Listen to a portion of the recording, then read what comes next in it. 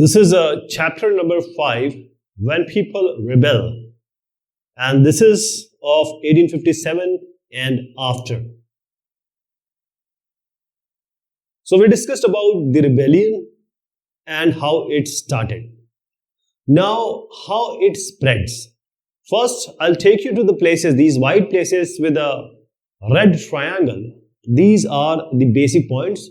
Everything started from Meerut. Then they came to Delhi. Bareilly people also came to Delhi, the sepoys.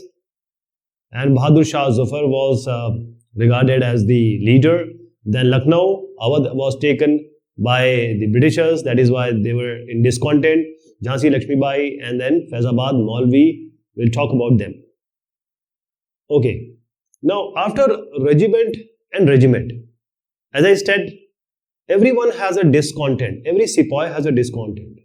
And all those regiments working with the East India Company, and they all regiment after regiment, they started rebelling, and they were going to the nodal points, center points like the Delhi, like Kanpur, like Lucknow. These were the central points.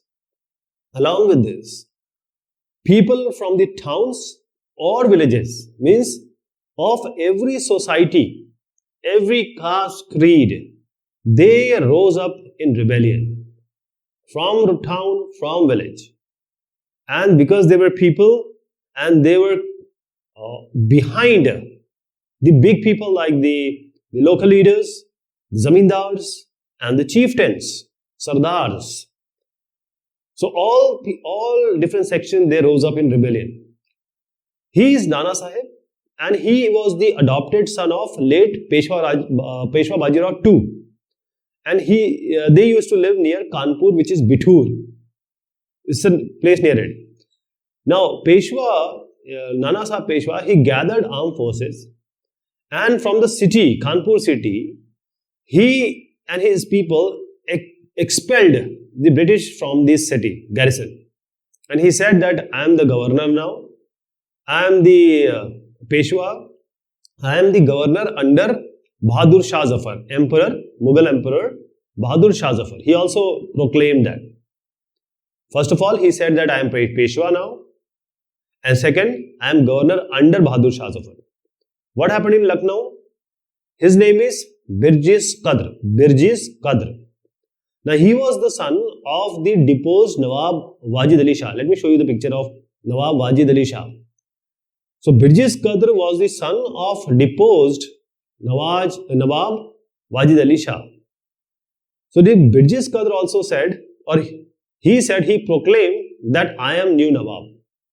Or he was proclaimed, given the post of new Nawab. And he also said that I am under Bahadur Shah Zafar. Suzerainty. That means my Malik, my paramount is now Bahadur Shah Zafar.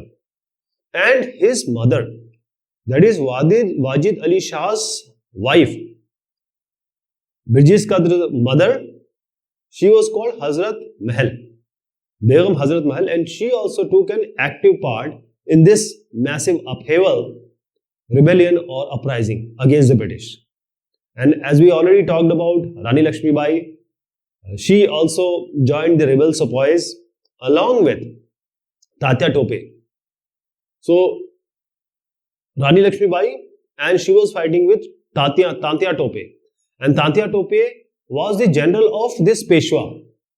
Nana Sahib Peshwa's general, or the Peshwa Bajirao's general, was Tatya Tope. And Rani Lakshmi Bai fought along with Tatya Tope against the Britishers, along with these sepoys. So this was the fight going on. Now the problem was British were very less. So they were outnumbered, because the rebels were in great numbers now. So Britishers were defeated. They were getting defeated at every point in number of battles. And I'll just give you an idea that because the Awadh was taken from Nawab Ali Shah and there was a widespread rebellion, and he said, like Lieutenant Colonel Tyler, he said that we are tired of fighting. Not even the people, also the zamindars have gone up against us. That is what Tytler wrote to the commander-in-chief. Now, whenever there is some Andolan or a protest like the CA, NRC, like the Kisan Andolan, and like the Arvind Kejriwal has come from Anna Andolan, now he is the Chief Minister of New Delhi. So all these people have come from some or the other Andolan or protest. So the new leaders would come up. So there are many leaders which have come up. First one, let us discuss about Maulvi Ahmadullah Shah, as I was telling you about Faizabad. Now he declared, Faizabad near Ayodhya it is, near Lucknow also. So he proclaimed and he said that Britishers' rule is going to end soon. This Ahmadullah Shah of Faizabad said. And he also gathered people and he came to Lucknow and he fought against the British. Maulvi Ahmadullah Shah. Remember Faizabad? Just remember Faizabad with his name Maulvi Ahmadullah Shah. Okay? Now coming to Bakht Khan. He is Bakht Khan. He was an important soldier from Bareilly. He was basically a sepoy from Bareilly. And what he did is he took charge of a very large number of fighters who has come from Bareilly to Delhi. So finally he became a key military leader in rebellion. Now coming to Bihar, his name is Kunwar Singh. He was actually an old zamindar. Kunwar Singh from Bihar. He was an old zamindar. He also joined the rebel sepoys, and finally he also fought with British for several months. So all these names have come as big leaders in this rebellion. Ahmadullah Shah, Bakht Khan and Veer Kunwar Singh. So mostly Muslims were there, and you'll see how what Britishers did to these Muslims. And from then, today also, the Muslims are not treated well. Okay. So now, this rebellion, actually it stood up, but finally the company fought back. If you see, these British forces are attacking the rebels. And these rebels who had already occupied the Red Fort, you see on the right, and Salimgarh on the left in Delhi. So these British forces are attacking, and finally they took over this Red Fort also and Salimgarh also. So company was now fighting back. So company decided that we are going to repress this revolt, stop this revolt with all their might, power. So first of all, they all asked for the reinforcement, the soldiers, the arms, ammunition from UK, Britain. So they asked for the reinforcement, and this reinforcement, so it took some time, but it came from England, so that they can just crush this 1857 revolt. And second thing was, in a hurry, they quickly passed new laws. That is, when they catch these rebels, they could be convicted, and then they moved to the storm centers, central centers. Finally, Delhi was recaptured in September 1857. These timelines are important, right? Delhi was captured in 1857, and the last Mughal emperor, he is Bahadur Shah Zafar, as you see in the picture. And he was captured, and he was tried in the court, Muqaddama chalaya gaya, and finally he was sentenced for life imprisonment, Ajivan Karavas. He was sentenced to life imprisonment. And Begum Hazrat Mahal, Zeenat Mahal. Hazrat Mahal was the Birjis Qadr mother. Begum Zeenat Mahal, along with Bahadur Shah Zafar, they were sent to Rangoon, Burma jail. And it was 1858. And Bahadur Shah Zafar, his son, was killed in front of his eyes. And finally, 1862, in Rangoon jail, Bahadur Shah Zafar died. He took his last breath. Now, this revolt was not stopped or crushed in a day. People were still fighting against Britishers.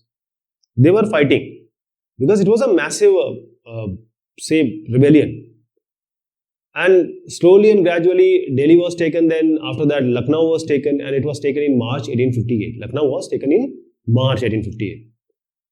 Rani Lakshmibai also, she was a main figure. She was also defeated, and she was killed in June 1858. So the key figures were defeated and then they were killed.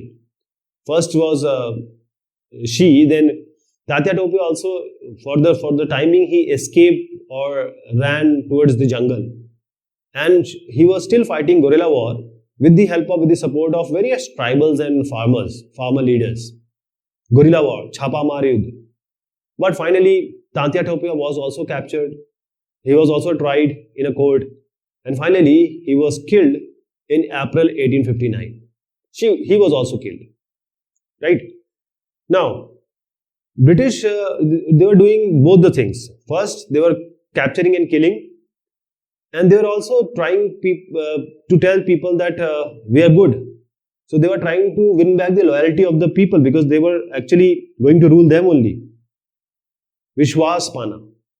They announced that if any loyal land holder, anyone who has land, they will be allowed to continue their land, traditional rights over their lands.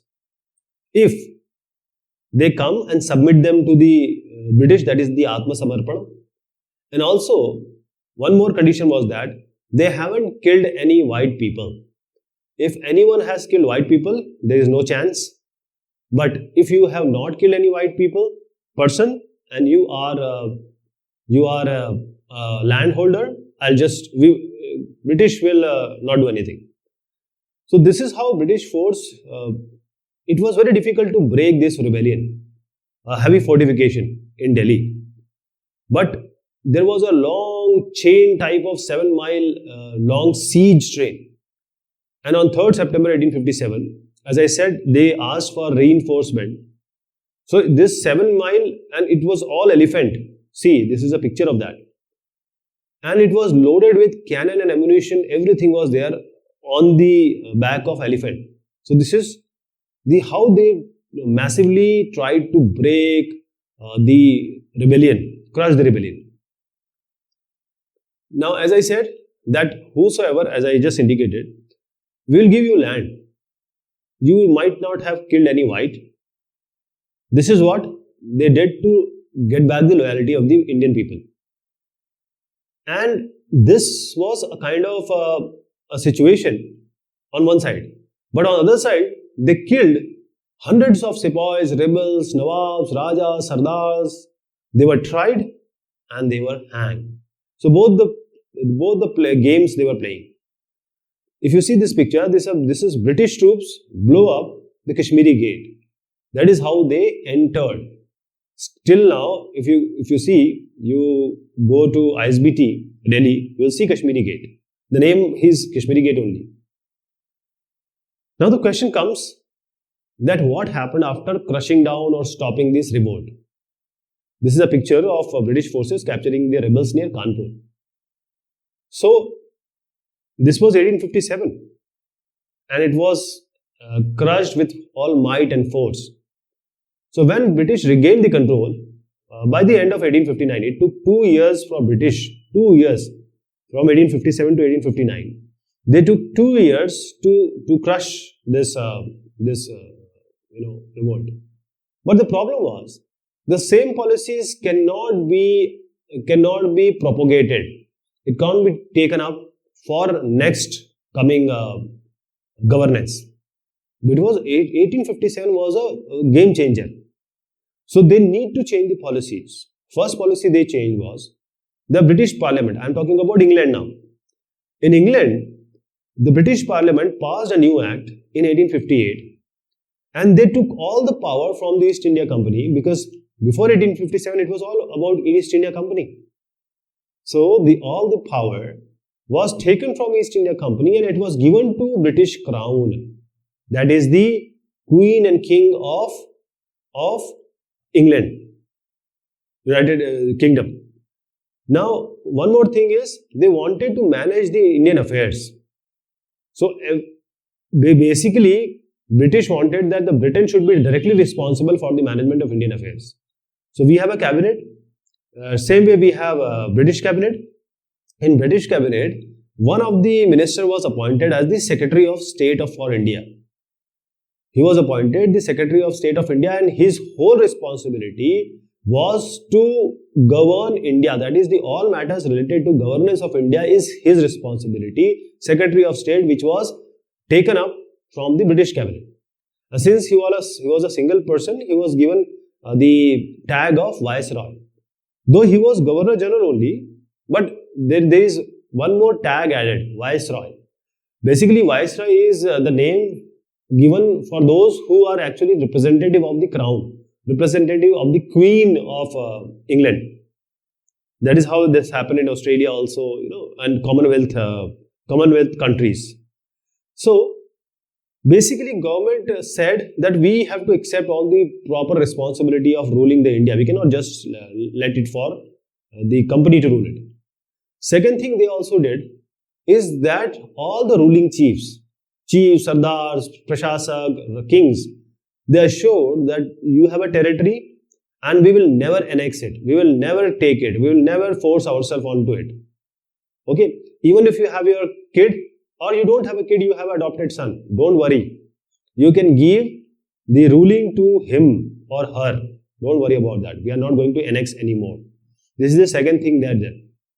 But the only thing they wanted is that everyone has to acknowledge the British Queen as the sovereign paramount, Sarvoch Neta. That is the prime topmost authority. They have to accept that it will be British crown, Queen basically. Third thing what they did is they reduced the proportion of Indian soldiers, because everything started with the sepoys only, Meerut sepoys, Bareilly sepoys and Delhi sepoys.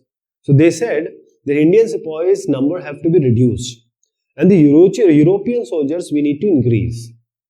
We have to increase the European one. 1:3 or 1:2 ratio at least we have to maintain, because if anything of this sort happens, the European should take control of it. The Englishmen and the Scottish people. Okay. And they also said that Awadh, Bihar, Central India and some part of South India, they were active in this 1857 revolt. And they were Gurkhas, Sikhs and Pathans, because they were off this revolt, because at a distance. Pathans were above, Singhs were in Punjab, Gurkhas were on the far northeast. So they said we will recruit them. One more thing they did, if you take Bakht Khan, Muhammadullah, Ahmadullah, Maulvi, all these were Muslims. So basically the freedom fighters were mainly Muslims. And Muslims were fighting against them. So they thought that the Muslims are responsible for the rebellion. They are, doing this all for their land, their country. So they said, okay, all their land and property were confiscated, okay, and they were, after that, till now, they are treated in suspicion and hostility, okay. So this heen bhavna, shak ki nazar se, okay. So this today also they are looked with suspicion and hostility, okay. So one more thing they did, because now they are ruling India. So the religious belief, the Hindu-Muslim culture, the social practices, Riti Rivaj, they said we need to respect them. We cannot just make our laws. And finally, the first thing which I said, the policies were basically the landlord and zamindar's land will be protected and they will be given security of their land. We will not take their land. So this was a start of new era after 1857. And 1947, we got the independence. But this 100 years, they ruled. So this is all about this topic. Thank you so much and take care of yourself.